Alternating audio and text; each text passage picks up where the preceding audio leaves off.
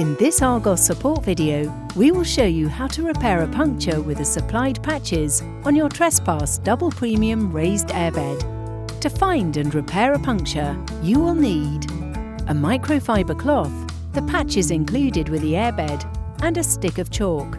You will also need a spray bottle containing water and a small amount of washing up liquid.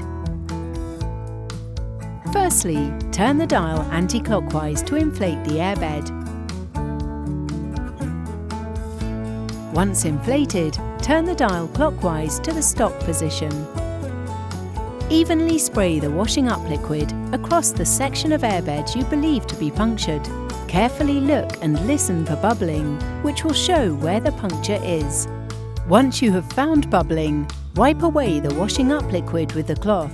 Ensure you do not lose where the puncture is. Mark where the puncture is with the chalk.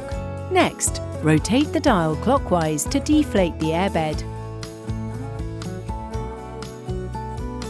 Once deflated, turn the dial anti-clockwise to the stop position. Use a cloth to wipe away the chalk, ensuring you do not lose where the puncture is. Peel the patch away from its packaging and gently apply the patch, ensuring the area is completely dry. Try your best to remove any air bubbles under the patch so it is less likely to leak air. Allow 30 minutes for the patch to fully adhere to the airbed. You can now inflate the airbed. Turn the dial anti-clockwise to the inflate position. Once the airbed is inflated to your desired firmness, turn the dial clockwise to the stop position.